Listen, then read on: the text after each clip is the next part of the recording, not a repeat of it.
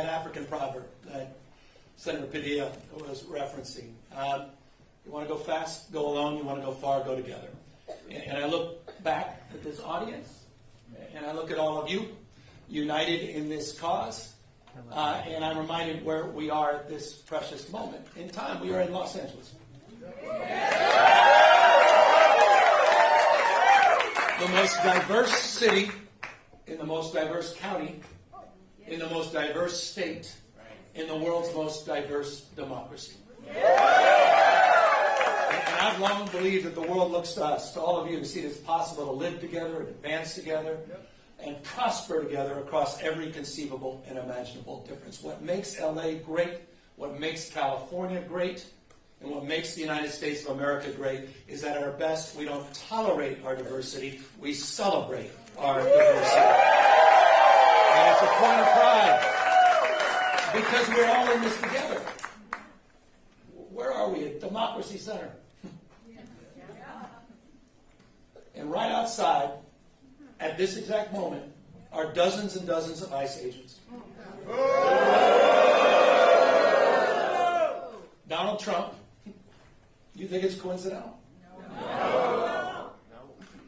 Donald Trump and his minions, Tom Homan, tough guy, clearly decided, coincidentally or not, that this was a location to advance ICE arrests. Indiscriminate? Perhaps. We'll find out later. It was certainly indiscriminate when a 15-year-old disabled boy had a gun put to his head in Los Angeles trying to go to school just a few days ago.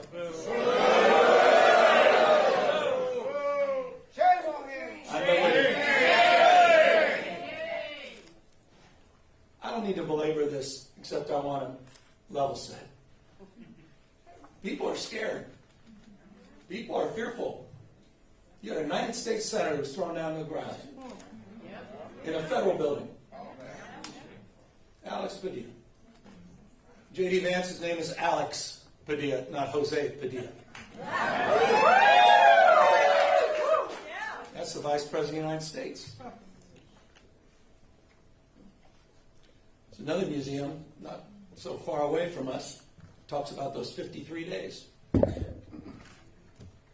Some of you know what I'm referring to. Wake up, America. This is a serious moment. Wake up to what's going on. Wake up to the fear, the anxiety. Wake up to what's happening, not just here in Los Angeles, where we saw our streets militarized. We saw due process rights thrown out the window. You heard the word disappeared. I was with a 12-year-old boy, born in Oxnard, California, whose mother and father were disappeared. 20 years going to the same packing facility every single day. Didn't even know how to get back into his own home, into his own house. Had no brothers and sisters. He has now disappeared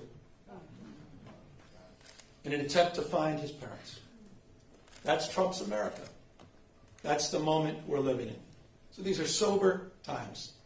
And so I'm deeply grateful to all of you for standing up and for being here today. I'm grateful for all the elected officials that are here, members of Congress, not just our 2 U.S. senators, to members of the California legislature for having the courage of their convictions, for standing tall and standing firm, to recognize today is Liberation Day in the state of California. And as Senator Schiff said, Donald Trump, you have poked the bear, and we will punch back. Here's the good thing about California, folks. We're the size of 21 state populations combined. We're the 4th largest economy in the world. We're not a small, isolated state. I know they say don't mess with Texas. Well, don't mess with the great Golden State.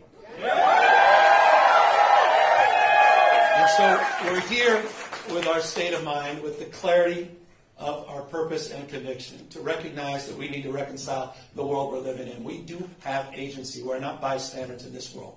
We can shape the future, and that's what we intend to do today. We're here because Donald Trump, on January 6th, tried to light democracy on fire, tried to wreck this country, tried to steal an election, as Alex just said, by trying to dial in for 11, almost 12,000 votes. And here we are, in open and plain sight, before one vote is cast in the 2026 midterm election.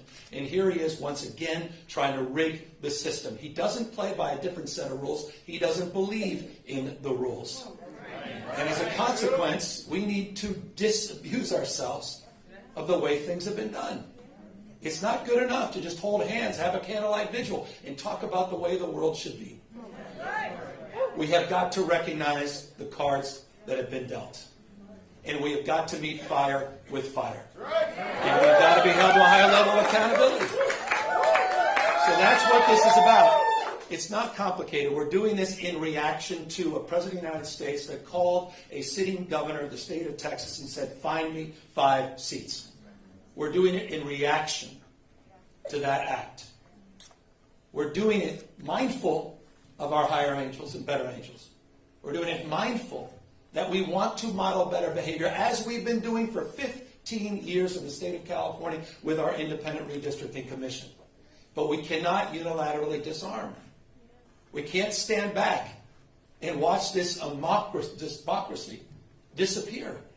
We can't stand back and watch this democracy disappear district by district all across this country, not just in Texas, but in Missouri, where J.D. Vance went just a week ago, in Indiana, in places like Ohio, in places like Florida. We need to stand up, not just California. Other blue states need to stand up. We need to be firm in our resolve. We need to put... So we're here in L.A., and I'm grateful to have remarkable partners in the legislature. It's a tall task. We're asking them for 2/3 of legislative consent, but this is the difference. This is the difference between what's happening in Texas and what's happening here in California. We didn't receive a phone call from the President of the United States to then quietly go in the back room and start drawing maps and legislatively try to jam them through against the consent of the people. We're doing precisely the opposite. We're working through a very transparent, temporary, and public process. We're putting the maps on the ballot, and we're giving the power to the people. This will be the first redistricting that's ever done that. That's the difference. We tried to raise the standards, and these guys are not playing by any set of rules. So this time requires us to act anew, not just think anew. And so I'm grateful to all of the remarkable leaders that have stepped up, this unifying effort here in the state of California. And we'll be asking for the people on November 4th, a special election, coinciding with a lot of local municipal elections, to provide a temporary pathway for congressional maps. We will affirm our commitment to the state independent redistricting after the 2030 census, but we're asking the voters for their consent to do midterm redistricting in 2026, 2028, and 2030 for the congressional maps, to respond to what's happening in Texas, to respond what Trump is trying to excite. And we'll do so in a way that also affirms our desire as a state to level the playing field all across the United States. We believe in a national independent redistricting framework. And we believe that's the right goal and the right thing to pursue.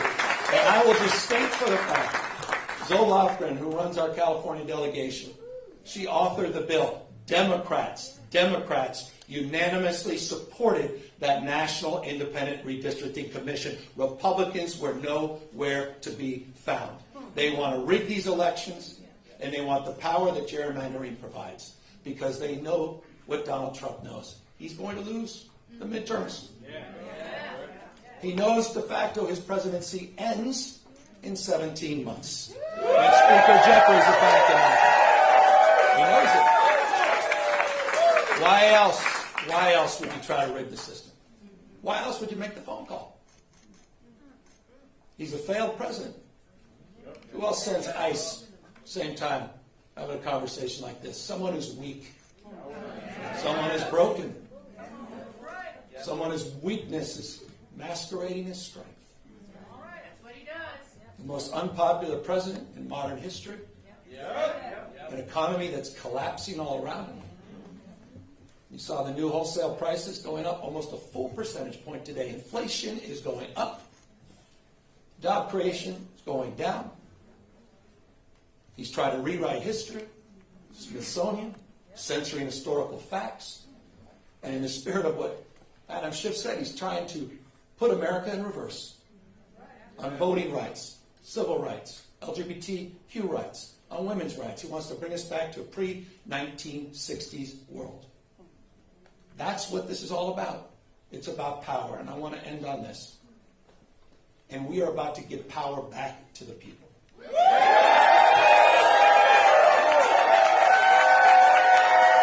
You have, on November 4th in California, you have the power to stand up to Trump. You have the power to declare that you support a system that is not rigged. You have the power on November 4th to stand up for people that are being bullied. You have the power to stand up for people that are being intimidated. You have the power to stand up to the rule of law.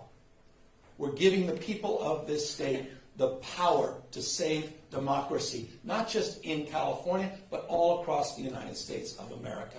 I hope we're waking up to this reality. Wake up, America. Wake up to what Donald Trump is doing. Wake up to his assaults. Wake up to the assault on institutions and knowledge and history. Wake up to his war on science, public health. His war against the American people. This is a guy who lays claim to want to get a Nobel Prize, sitting there and bending his knee to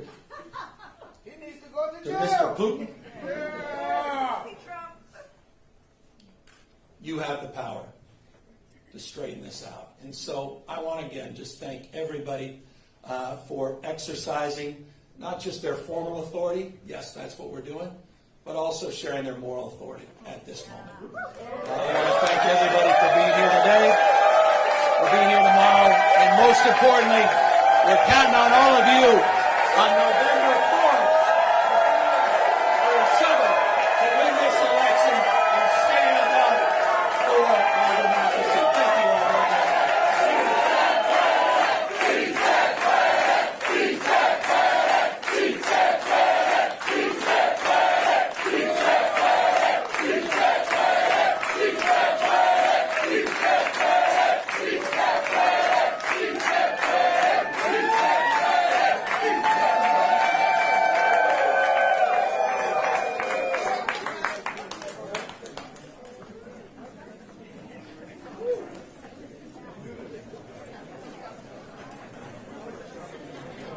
Crash, please, remain